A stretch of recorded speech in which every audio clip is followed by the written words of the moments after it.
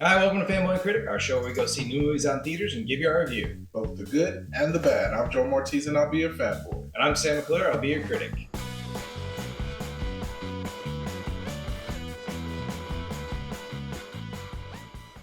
This week on Fanboy Critic, we went to go see Shazam 2, Fury of the Gods. It's starring Zachary Levi, Helen Mirren, Lucy Liu, Jamon Hisu, Jack Dylan Grazer. There's a lot of people in this movie. And if you don't know what Shazam is all about, Shazam is a superhero that is like given special powers from a wizard to a child, or several children in this case, and they are superheroes. I believe it's David F. Sandberg directed this. Okay. He directed the first one. How do you feel he did with the sequel? I think he did a really good job with this follow-up film. I mean, it's really hard to bounce back because the first one was really good. And I think this one might be better. I mean, everything just felt so natural in this movie. Nothing ever felt forced. Even the motives for like the villains was great. It wasn't like I'm gonna end your world instantly. It was just like, hey, we need this certain item, and we're taking it back. But yeah, in terms of just keeping things natural, I mean, this movie was way more hilarious than I thought it was gonna be. I mean, I came in with real low expectations of what this movie was gonna be. Why? It just didn't look good. The trailer was terrible to me. I did not like the trailer. Okay, the trailer did not give this movie justice. But I think everyone did a great part. I mean, Shazam himself was, I think, even better in this one. Yeah. Like I said, he just felt more natural to this. Like, it felt forced the last time, but I think all the jokes in this were hilarious. I mean, like, nothing was forced. Everything felt natural. There was just joke after joke. And usually you're kind of sick of it, but I kind of wanted more of the entire film. And the villains are really good. Yeah, it was just so good. I don't even know what to say about it. I did think the CGI was kind of off. At times, yeah. Yeah, but other than that, yeah, it was great. I think the two ending credits were great too. I mean, it kind of gives us a clue with the next chapter of WB or DCEU. Yeah, the DCEU is bringing a peace. Is it Peacekeeper or Peacemaker? Peacemaker. Peacemaker. Yeah. Apparently is going to be connected with Shazam. With Shazam, and it's going to be the Justice Society, which is cool because I thought that was a one-shot film with Black Adam. I guess not. I guess they're continuing with that. Maybe a possible Black Adam Shazam. Oh, I'd love it. Be good. But then I didn't like the second one. We waited around till the second X-Men one, and I was like, this is stupid. They brought back I don't even know the character, Professor Thaddeus or whatever. From that was probably the worst part about the first movie. I was like, I don't need to see Mark Strong again and the little slug guy. It doesn't do anything for me. I mean, I enjoyed the movie, but I do think it's a bit jarring because like the character of Billy Batson and Shazam are supposed to be the same guy. And the whole time Shazam's cracking jokes and like being kind of loose and enjoying himself. And Billy Batson never really cracks a joke. Or he's like real mopey, yeah. Yeah, he's just like a kind of mopey and he's just kind of like, he's very bland and without any personality. But then, and then it's just Zachary Levi just has so much charisma. Yeah. And what's his name? Ansel Angel or something like that. Mm-hmm. I think that's his name. The kid. Oh, yeah. The kid, I think his name is Ansel Angel, but I'm wrong. Not that he won't be a good actor in the future, and not that he's bad, but he just has no like the charisma personality that Zachary Levi brings to it. So like there's a big disconnect there. I mean, I thought the villains were good. I mean, it's Helen Mirren and Lucy Liu they're always great. They're always, I mean, I'm just happy to see Lucy Liu in a movie again. But I do think like their motivations were good. But and this will only be on Patreon because spoiler. But when they betrayed each other, I was just like, why? I didn't get it. It seemed very out of left field. It was a weird twist. It didn't seem to make sense because the whole time Helen Mirren was going like, yeah, I don't have a problem with killing people. Like she killed a whole room full of people, and at the end she was like, no wait, we shouldn't be killing all these people. I'm like, you opened up your entrance into this movie by killing an entire room full of people. Well, I think it was just the fact that she got the staff, and she just wanted to grow her world. Okay. And then Lucy Liu's like, nope, we're gonna destroy theirs before anything. That's which true. Was kind of the disconnect. I mean, the fight there between That's them. true. That is the rift. At the beginning, Helen Mirren's in a different place. She's like on the back foot trying to get her staff back and trying to restore her people. That's true. That's a good point. In the moment, I wasn't thinking that, but yeah, now that you bring it up, yeah, that works.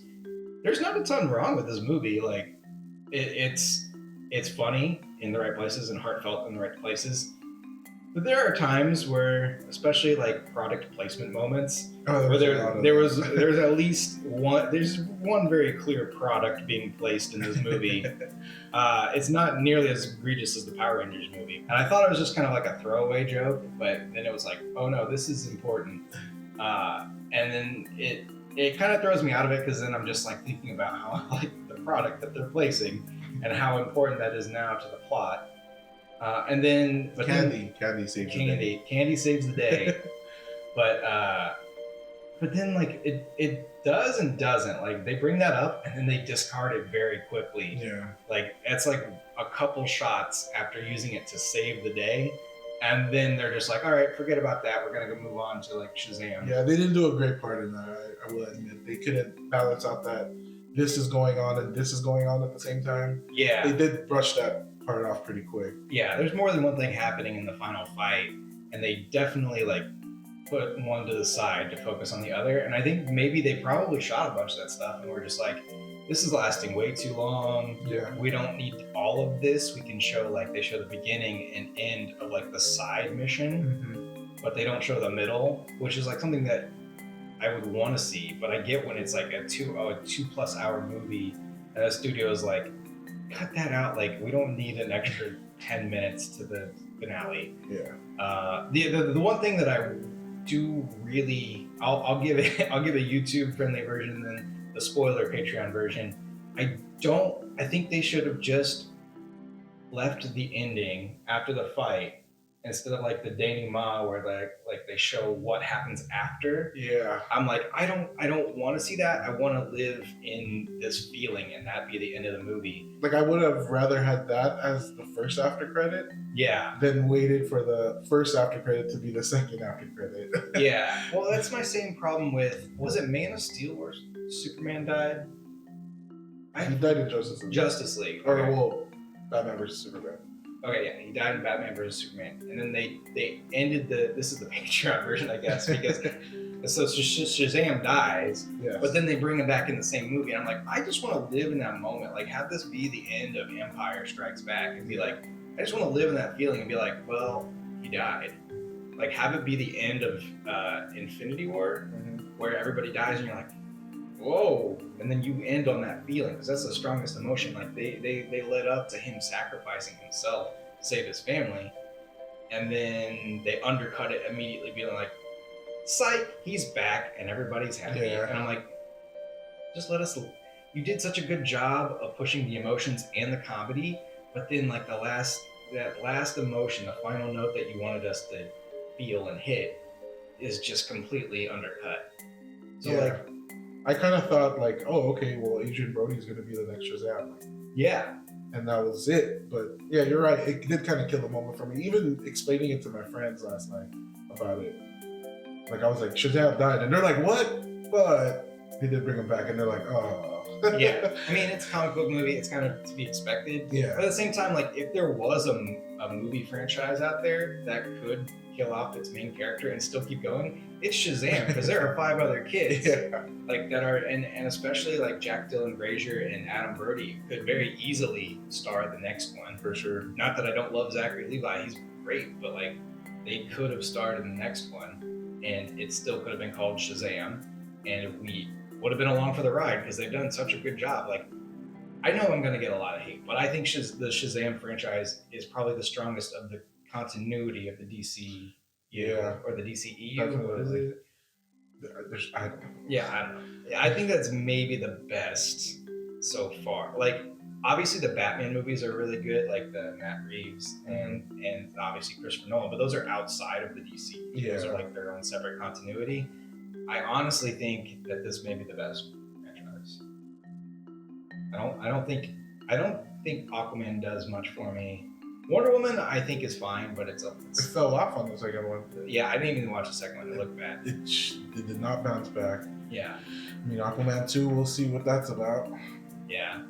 I don't know. It seems like DCU is picking up. Like they're like starting to really figure it out. Form something here. But you know, it's been 10 years, so. All right, Jay, we spent a lot of time talking on that one. Okay, so now you have to convince the critics out there to go see this movie. Critics, let's face it, everyone hates the DCEU at this point. Critics, go watch this movie because it's just fun.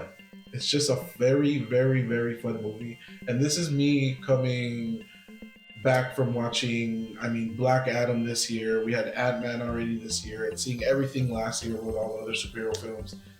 And I'll tell you, it's a guaranteed fun movie that you'll definitely enjoy. You might not love it, but it's enjoyable. Critics, no, I convince fanboys. Fanboys, listen, we all know that there are two different types of fanboys. There's the DC fanboys and the Marvel fanboys. Oh, it's out. DC fanboys, you know this isn't the gritty Snyderverse that you wanted to watch. It's too much like Marvel. It's too many jokes, too much undercutting the action with jokiness and silliness. You're not going to like it.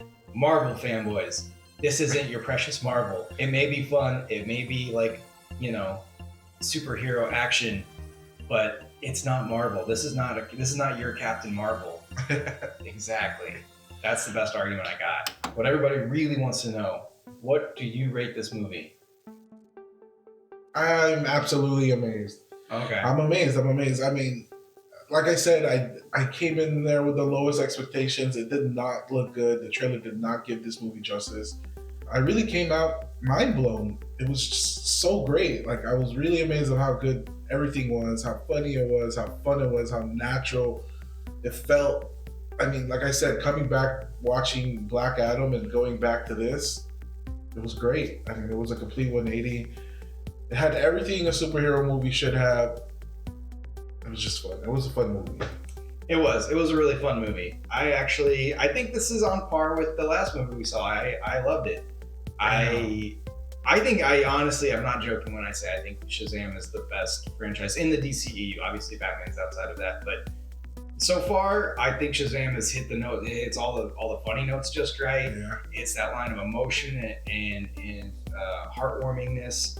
That's not a word, but it hits all the notes just right for me, except for that final like little bit where I have already complained about. But other than that, I love this movie. I think David F. Sandberg does a great job. I think Shazam and Zachary Levi are fantastic. There you go. There you go. How? You know, my buddy at work was like telling me, he goes, "Hey man, I feel like you guys should maybe switch chairs at this point." But I mean, I'm not saying I hated the movie. Yeah, I'm definitely still on the fanboy side. I'm amazed. It was great. I think we just kind of rub off on each other and feel like enthusiasm for it. I'm just like, yeah, you know, you're right. I should love it more. And my criticism of it, you're like, yeah, you know what? There are problems with it. We just kind of meet in the middle because we're normal human beings that can take in other opinions. All right, fanboys and critics, thanks for watching. Make sure to like, subscribe, go check out the Patreon for an extended version with spoilers in it. And we'll see you next week for John Wick 4. All right, fanboys and critics, we'll see you for the next review.